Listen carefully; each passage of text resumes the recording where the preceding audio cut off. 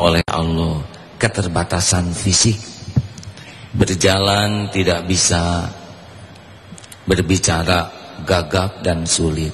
Ketika ditanya, wahai sahabatku, dengan keadaan fisik seperti ini, apakah gentar menghadapi masa depan? Lalu beliau mengatakan, apa yang harus ditakuti dari masa depan? Allah menciptakan saya seperti ini pasti dengan kesempurnaan perencanaannya. Bagaimana tentang rezeki? Allah Maha Kaya, tidak mungkin lupa menjamu hamba-hambanya. Tapi bagaimana jika orang tua meninggal? Kalaupun orang tua meninggal, Allah selalu ada. Tidak mungkin Allah yang menciptakan tubuh seperti ini sia-sia tanpa makna.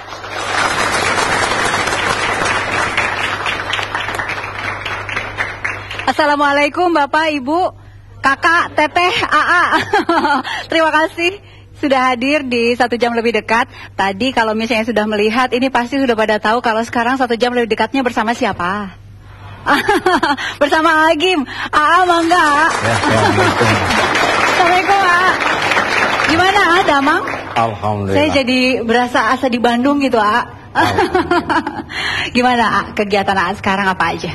Sama seperti dulu, hanya sekarang jadwal belajar lebih banyak, ngurus pesantren lebih banyak, sekuat tenaga juga dengan anak-anak lebih banyak.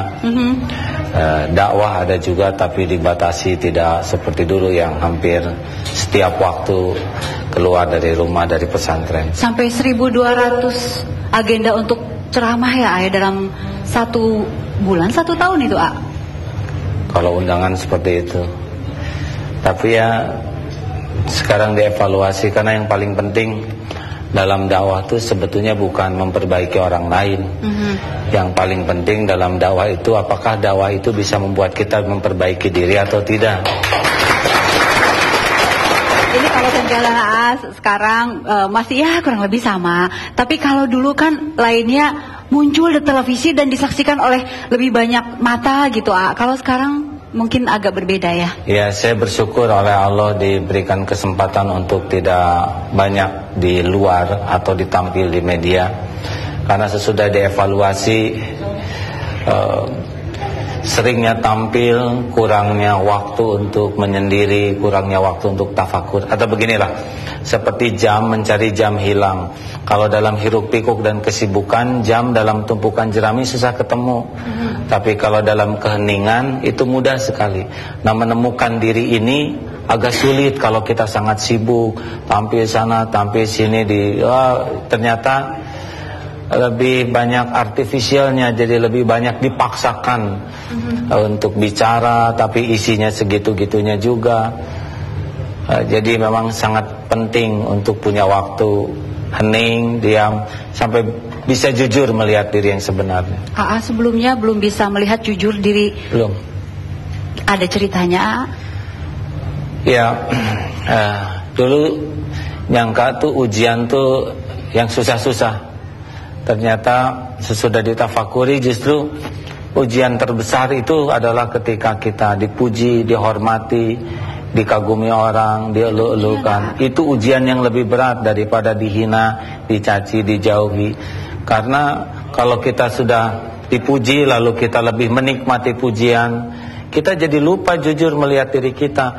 Jadi kita lebih percaya kepada omongan orang daripada kejujuran. Oh, saya terpuji, oh saya terhormat. Padahal kan yang penting bukan penilaian orang, yang penting kita jujur melihat diri kita tuh siapa.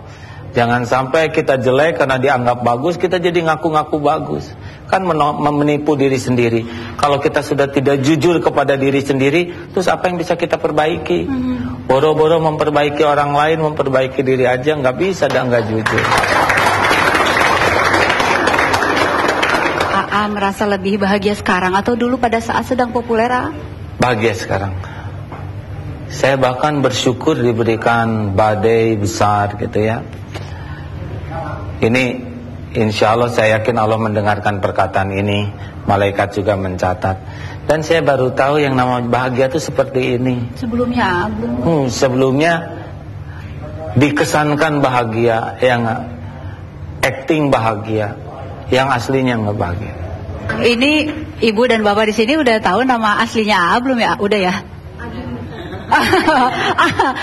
Boleh Ibu apa nama aslinya? AA? Nah, padahal dilahirkan bukan itu ya Pak ya? Ya, saya terlahir Yan Gimnastiar. Ada Yan di depannya ya? Ya, karena Januari. Ayah saya dulu seorang atlet senam sebelum jadi tentara, dari gimnastik jadi Gimnastiar, begitulah. Abdullah itu pada waktu haji tahun 87. Saya berusaha ngedekati imam, kemudian imam memberi nama Abdullah lah, perasaan saya begitu, jadilah Abdullah Gimnastiar. Dan berasa lebih baik dan dipakai sampai sekarang ya Ayah. Ini penggunaan pada saat mendapatkan nama Abdullah itu di Indonesia atau pada saat naik haji di? Pada waktu haji waktu itu ya. Kenapa sampai ada orang ngasih nama ke AA? Saya ingin dekat dengan imam waktu itu, imam masjid. Lalu ya nama isim Abdullah gitulah, siapa jadilah gitu. Ini Bapak Ibu kalau ingin tahu masa kecilnya AA ya, mungkin banyak yang belum tahu, ada masa kecilnya, tapi nanti setelah jeda berikut. Jangan kau kotori, jagalah hati, lentera hidup ini. Jagalah hati, jangan kau nodai, jagalah hati, cahaya ilahi. Lillah wa la ilaha illallah, wallahu akbar. Subhanallah walhamdulillah, wa la ilaha illallah, wallahu akbar. Tadi saya janji ingin mengorek masa kecil AA, boleh ya? Boleh. Tapi sebelumnya sekarang saya, mungkin Bapak, Ibu, Teteh, AA, semua yang ada di sini melihat AA sabar jadi orang. Mudah-mudahan iya. Tapi ada nggak sebuah peristiwa yang membuat AA menjadi sabar sekali, belajar dari mana gitu AA? Benar, ini waktu kecil izin Allah, saya kakak beradik 4. Adik yang ketiga ini walaupun cacat ya, sebetulnya tidak ada yang cacat, hanya begitulah waktu kecil dilumba sehingga telinganya jadi tuli, matanya jadi juling, jalannya jadi susah. Tapi adik ini banyak mengajari Bu. Waktu sakit saya tanya kenapa deh nggak mengeluh, jawabannya sederhana, apa yang mau dikeluhkan, tubuh ini kan milik Allah, Allah pasti berbuat yang terbaik. Kalau orang lain banyak pahala karena banyak amalnya, mudah-mudahan saya dapat pahala karena bisa sabar. Nah kecil-kecil begitu tapi membuka ya, betapa orang yang yakin ke Allah itulah kuncinya kesabaran. Kalau masa SMA gimana A? Masih membekas kenangan-kenangan indah? Ya SMA saya masih belum kenal agama dengan baik ya. Dulu ngaku saja idolanya John Travolta. Kalau ada nanti fotonya kita lihat boleh jangan. Sudah itu mas sudah. Jadi karena kehilangan figur, pelajaran agama masih sedikit. Dulu yang berjilbab di sekolah hanya satu, yaitu guru agama, itu juga udah sepuh. Saya juga jarang ke masjid. Walaupun ya akan ada yang bantu AA mengingat masa-masa SMA mungkin A. Wah, Johan. Apa kabar? Alhamdulillah. Wah, ini. Oh, ini sahabat nih. Kok bisa SMA ya? Ini? Johan ini baik. Saya sering nginap di rumahnya dan dijajanin. Gimana Johan, sehat? Alhamdulillah. Alhamdulillah. Kapan terakhir ketemu A? Ya terakhir ini kita sempat tahun lalu mungkin ya. Ya kira-kira 2 tahun lah ya. Ya. Tahun yang lalu. Ketemu lagi ya. Sudah lama sekali lah. Lama sekali. Bang Johan, ini betul dulu sukanya John Travolta. Tadi sudah disebut sedikit. Ya. Waktu kami masih SMA kan sekitar tahun 80-an. begitu. Itu eranya masa-masa John Travolta. Ya, jadi pada saat itu kita masih remaja, SMA, sehingga mengikuti tren istilahnya. Waktu itu John Travolta itu rambutnya dijambul gitu. Nah, AA juga tidak mau kalah waktu itu. Dijambul juga gitu. Dijambul, cuma dicoba dijambul, cuma waktu itu kalau nggak salah ada kegagalan ya, jadi keriting gitu. Kan rambutnya lurus, bisa dijambul gitu. Jadi kurang modal waktu itu ya. Jadi dijambulnya di tempat yang kurang profesional, jadi kekecilan itu. Jadi stres. Niat mau jadi John Travolta jadi mirip siapa? Nah, kalau yang ini nih, nah ini mungkin bisa dibuka ya oleh A ya. Oh. Ini mengingatkan apa nih A? Mangga. Ini serba kejutan begini nih. Hati-hati, tidak meledak tapi. Oh, aduh, harmonika. Apa mengingatkan apa A? Ini mengingatkan waktu zaman tamat SMA ya. Waktu itu sempat ngamen. Dengan Johan juga tuh waktu ngamen gak? Saya nggak ikut.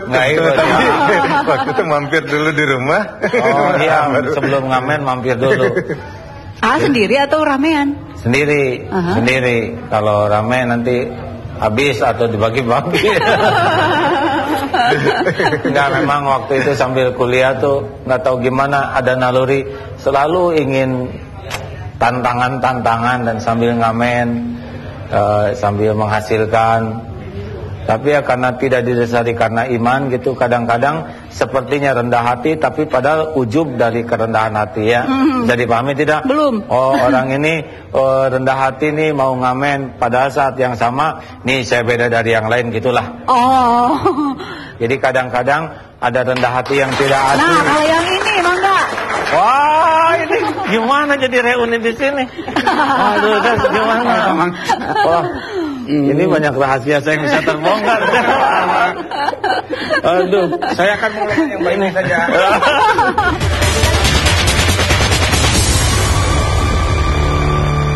Dilanjutkan. Jadi berkeringat begini. Ini sahabat-sahabat karib saya benar-benar tidak nyangka. Ini Acep, tapi dulu tidak setua ini. Kalau ini Encas ini Pak, saya kalau ke sekolah nebeng. Jadi dibonceng ini. Katanya kalau naik motor, kalau telinga belum nyentuh tanah belum encas gitulah ya. Soal ngamen nih AA ini emang ngamen sendirian gitu Pak Hari ya? Betul. Dulu ngamen ya sendiri, kita nggak ada keberanian. Kenapa nggak ikut teman-temannya? Ya malu lah, gengsi gitu sih. Kita tahu nggak ada gengsinya kalau dia soal cari duit wes apapun. Cari duit jalan terus gitu ya. Ini bagi buat makan. Jadi gitu. Jadi kalau biasa kan malam minggu pengen main nggak punya duit, nah tugas AA nyari duitnya. Sendirian nih, pakai apa? Pakai harmonika tuh? Pakai harmonika, gitarnya pinjam Om Johan. Keliling jalan, nyanyi lagu apa waktu itu A? Aduh, favorit AA itu lagu Let It Be Me. Mungkin. Saya nggak pernah tamat kalau lagu tuh karena keburu dibayar. Kalau udah bayar pergi gitu ya. Pak Hari punya banyak cerita nih pasti. AA muda. Cukup banyak cerita. Lebih rileks lah duduknya. Gak nggak tegang ya. Kenapa saya jadi berkeringat begini? Bagaimana di akhirat saya ketika ini para saksi hidup aja udah menang. Jadi kalau saya sih memang tinggal waktu itu satu komplek dengan AA di Gerkalong. Jadi sejak SD, SMP, SMA itu betul tahu persis main sama AA ya. Tapi untuk jiwa pendagang tuh udah terbina sejak kecil. Satu lagi AA.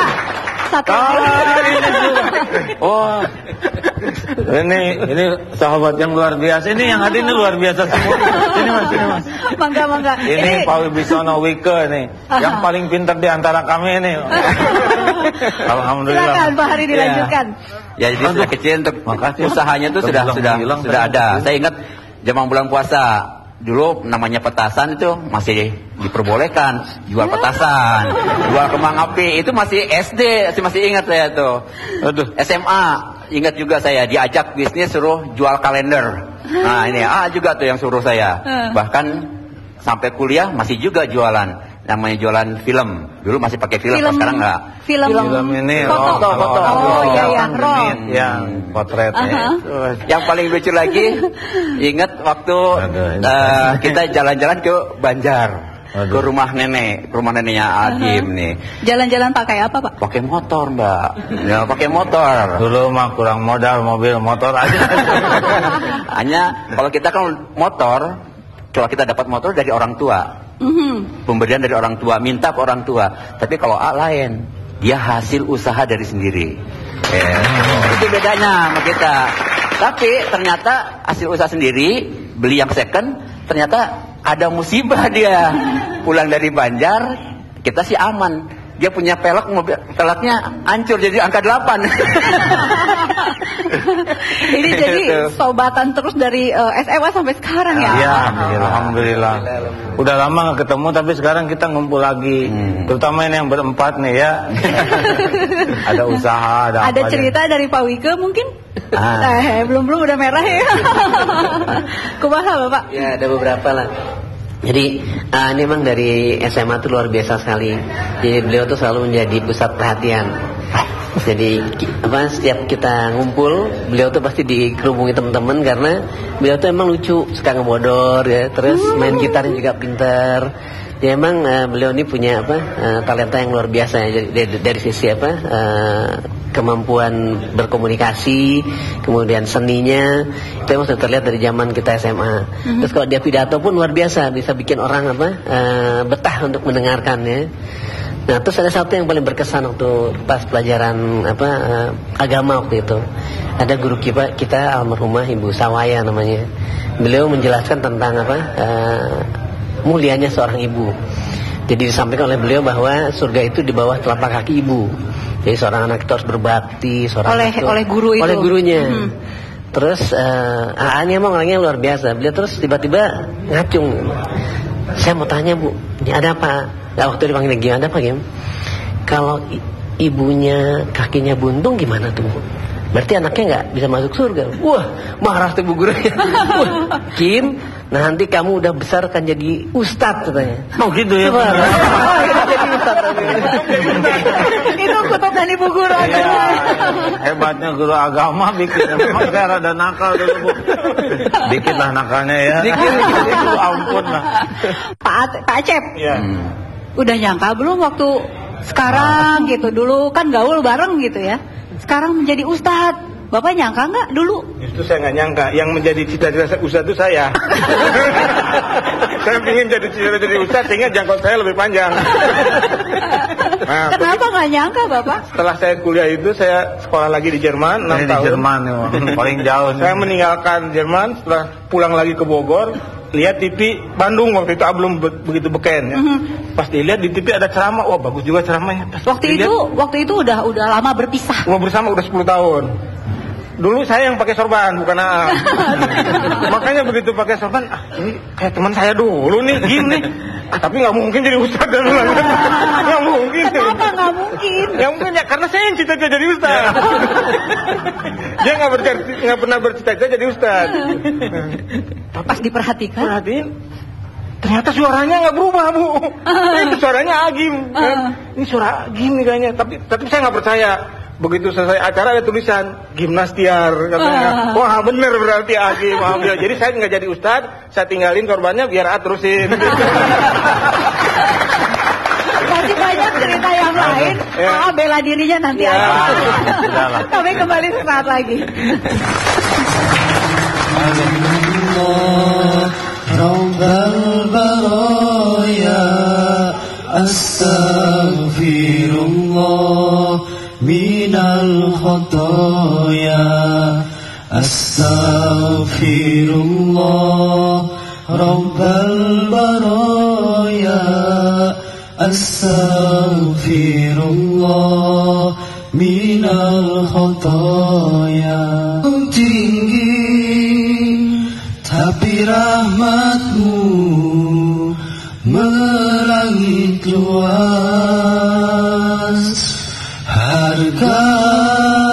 selautan syukurku hanyalah setitik nikmatmu di bumi.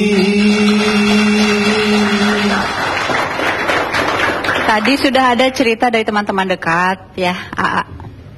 Sekarang yang mungkin ingin digali, pertama yang membalikan AA, kalau masa-masa SMA nakal laki-laki biasalah ya ayah. Tapi ada sesuatu yang membalikan AA nggak menjadi jauh lebih mendekatkan diri kepada Allah? SMA belum kenal agama dengan baik. Walaupun orang tua saya mendidik agama, memberi contoh sholat jalan, tapi kurang dalam pemahaman AA. Kuliah juga belum, ya kuliah masih sibuk bisnis, aktif organisasi. Justru yang selesai kuliah itulah, ya diantaranya itu jumpa dengan adik selesai kuliah kan, bagian nunggu adik di rumah. Dari sana bisa lihat, kok saya sibuk mencari uang, adik ini nggak sibuk mencari uang, tapi senang lebih dermawan. Sederhana pikirannya, kok saya sibuk ngumpulin uang, adik ini seperti yang tidak pernah takut miskin, dia sedekah aja gitu. Walaupun tidak bisa jalan, harus digendong.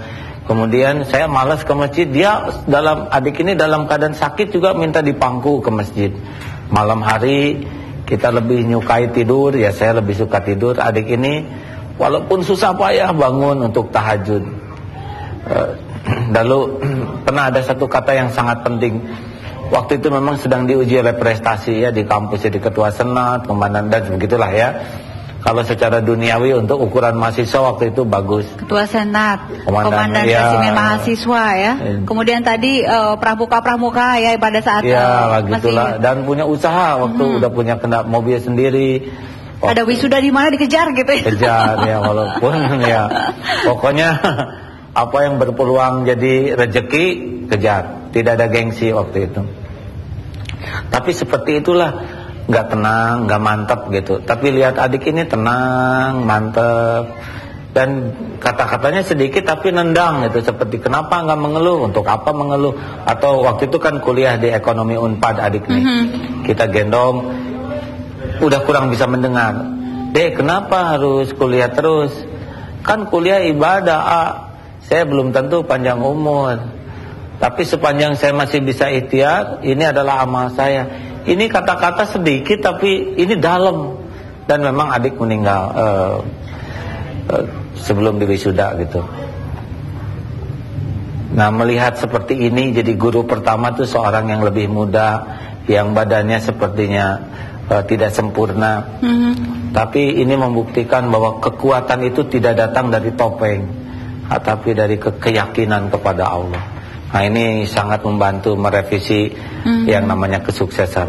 Nah, kemudian AA, jiwa wira swasta kan memang sudah kelihatan dari zaman muda, dan kemudian membangun Darut Tauhid, dan kemudian lumayan banyak sekali usaha di situ. Awalnya dari mana dulu, AA?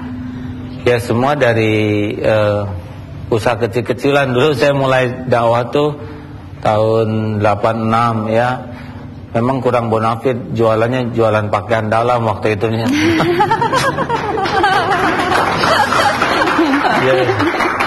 Jadi habis ceramah dagang gitu ya, Masya Allah.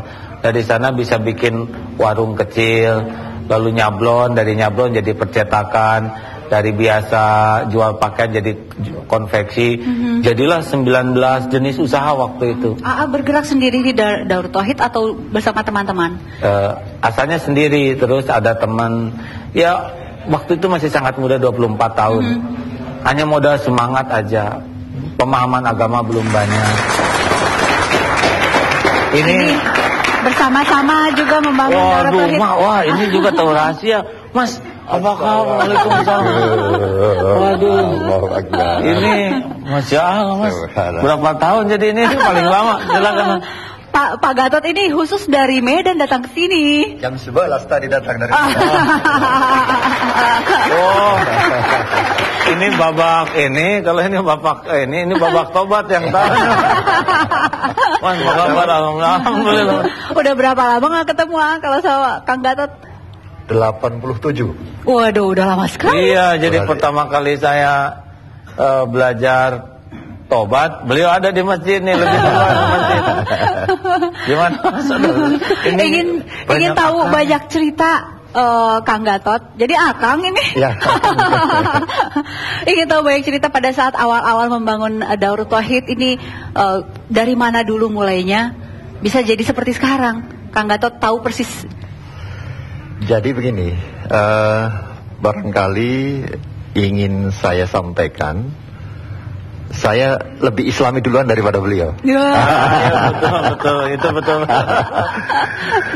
Tetapi AA memang dari sisi, kalau di dalam Al-Quran itu kan ada 3 kelompok ya. Orang berubahnya cepat, ada setengah-setengah, dan ada yang satu cenderung lambat dan bahkan tidak mau berubah. AA termasuk adalah orang yang cepat melakukan perubahan. Amin. Walaupun saya lebih cepat Islami, tapi dia lebih dalam Islamnya daripada saya sekarang. Nah, ada satu lagi. Wah, ini anak guru saya, Pak. Yang bilang. Nanti kalau Pak Deden ceritain nanti.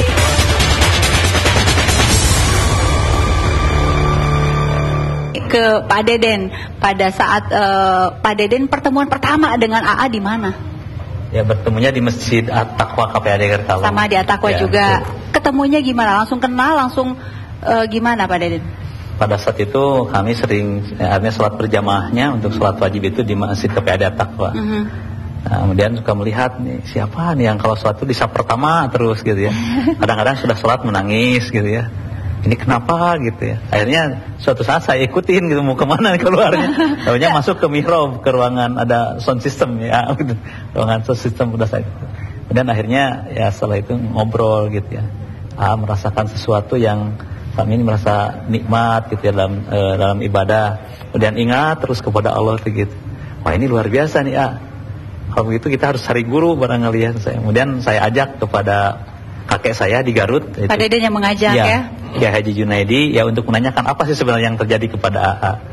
Ya, alhamdulillah dengan konsultasi akhirnya dijelaskan oleh beliau bahwa ya bahasa umumnya adalah bahwa AA ini mendapatkan pencerahan gitu ya. Kalau bahasa pesantren ada istilahnya, ada yang taroki, ada yang tanajul gitu. Kalau taroki itu belajar di kelas 1, kelas 2, kelas 3 terus gitu. Ada yang memang dikaruniai oleh Allah langsung tanajul dari atas. Tapi tetap harus belajar juga ke bawah begitu. Nah, inilah katanya 1001 kalau istilah orang tua mau begitu nyampaikan yang seperti ini. Maka harus terus mencari guru dan belajar. Nah, akhirnya dari sana saya terus dengan ke pesantren yang satu, yang lainnya. Yang terakhir mungkin saya dengan ke pesantren Miftahul Huda Manonjaya di Tasikmalaya, itu kepada Kiai Haji Khair Apandi, sana belajar.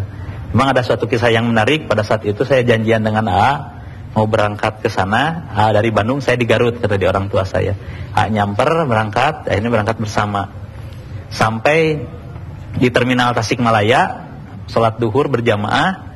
Kemudian setelah itu karena sedang latihan kita riadoh gitu ya, mencoba bersodakoh. Ya, saya juga sodakoh, dimasukin aja semua uang saya juga gitu. Dan tidak banyak yang membawanya untuk ongkos saja. Dan karena harapan saya biasanya bawa uang lebih banyak daripada saya. Biasanya begitu. Jadi uang itu semua juga sama, juga infak saya juga nggak tahu berapa yang saya juga semua dikeluarin gitu. Kadang harap-harap Pak Deden orang Garut bawa uang gitu. Saling berharap, nggak bisa pulang. Tahunya pas mau pulang gitu, mau pulang naik apa ya? Pas ini uang udah pada nggak ada. Tapi alhamdulillah di sana ada seorang kiai ya kiai sepuh, ngajak ayo kita pulang, ikut aja dengan saya. Dugaan kita, wah ini pasti bapak ini bawa kendaraan gitu ya. Taunya dia juga numpang ke orang lain ke kolbaknya. Kemudian saya dengan Pak Kiai tersebut naik di kolbak di belakang bersama-sama ke arah Singaparna. Nah, akhirnya di Singaparna beliau ngajak dulu kita mampir ke rumahnya. Karena beliau sedang membangun masjid pada saat itu ya. Kemudian mohon katanya didoakan masjidnya agar berkah. Ya, akhirnya yang memimpin berdoa, saya juga. Nah, singkat cerita sudah berdoa itu ya kita pamit mau pulang. Di samping disuguhin ya, dibekelin wajit, namanya kalau makanan Sunda itu wajit, dan juga seekor ayam. Jadi artinya kita kan dengan Pak Deden ini riadoh itu latihan terus, supaya jangan berharap apa yang bisa kasih. Nah, terbukti dengan nggak punya ongkos pulang bisa sampai ke rumah juga dapat wajib dan ayam itu yang Plus ayam, alhamdulillah. Mungkin ini terakhir jauh-jauh dari Sumatera Utara. Ada sesuatu yang dipetik dari pengalaman hidup AA mungkin, Kang? Menambahkan barangkali apa yang disampaikan Kang Deden ya. Memang sejak awal barangkali kalau saya mengikuti sekarang ini, keyakinan itu yang menjadi kata kunci pada AA ya. Udah kelihatan dari dulu. Iya, artinya begini. Dulu pada sholat subuh, kami ini kan kemudian agar lebih menyemangati kita untuk sholat subuh, sering kemudian ada kultum dari kita oleh kita. Ada yang dari bapak-bapak, termasuk saya juga dapat bagian, AA dapat bagian. Tapi kalau kemudian pada waktu giliran AA, itu satu ayat saja yang dikupas, tapi kemudian dengan sebuah pengalaman empirik yang memang dirasakan langsung dalam keseharian beliau, sehingga kemudian suasana menjadi hidup. Dan itu saya yakin adalah bagian dari sebuah pemahaman yang dalam keberagaman terhadap kemudian berinteraksi dengan ayat-ayat dengan nilai-nilai Al-Quran. Dan yang barangkali juga itu tadi, karena keyakinan itulah kemudian setahu saya setelah berhijrah dalam artian mendalami Islam secara totalitas, tidak berapa lama kemudian terus melangsungkan pernikahan. Itu kan adalah bagian dari sebuah keyakinan yang tidak semua orang bisa begitu. Iya, ini jauh-jauh AA diimpor dari Sumatera Utara. Khusus untuk AA. Baik, masih banyak cerita yang lain. Kami kembali sesaat lagi. Waduh. Hati lebih berbahaya, buta mata tidak nampak dunia, buta hati tidak nampak kebenaran, buta hati ditipu nafsu dan setan.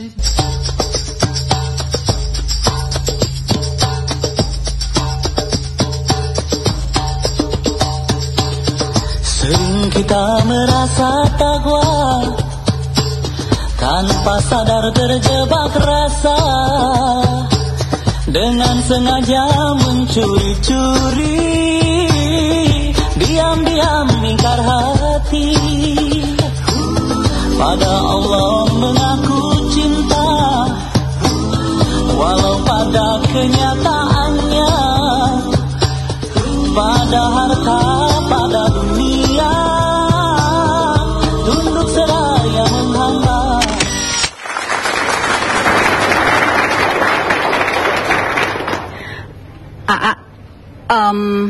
AA kan sudah melalui pahit manis kehidupan gitu, batu berat atau apapun itu udah. Tapi saya ingin tahu dari perjalanan hidup AA, ujian terberat yang mana tadi, A? Tadi menurut AA ujian terberat adalah mendapatkan pujian luar biasa. Apakah itu menjadi ujian terberat? Ya, ketika dihina bagaimana sikap, bagaimana dipuji. Nah, bahayanya penghormatan, pujian, sanjungan itu lebih dekat membuat kita jadi munafik kalau tidak kuat imannya. Saya bertekad, saya tidak mau diatur oleh perilaku orang. Orang mau ngomong jelek, masa saya harus ikut ngomong jelek? Orang melotot, masa saya harus ikut melotot? Orang menghina, masa saya harus ikut menghina? Lalu siapa diri saya kalau hanya bisa meniru keburukan? Buat apa sekolah lama-lama? Buat apa kedudukan? Buat apa ngaji? Kalau hidupnya hanya meniru keburukan orang. Orang boleh berkata jelek, saya hanya akan berkata apa yang disukai Allah. Orang boleh menghina, tapi saya tidak akan balas hina, karena itu tidak disukai Allah. Orang boleh membeberkan aib, saya tidak akan pernah membeberkan aib, walaupun saya harus dihina. Gak apa-apa, karena Allah tidak menyukai orang membeberkan aib. Ternyata orang itu menjadi indah, menjadi kuat, karena tidak sibuk dengan penilaian orang. Cukup penilaian Allah. Wow. Makna keluarga dalam proses dakwah AA apa, A? Ya, maksudnya? Makna keluarga. Ya, berarti setiap anggota keluarga itu harus benar-benar satu, bersih tauhidnya. Tidak boleh saling menuhankan satu sama lain. Yang kedua, harus bersih dari kemunafikan.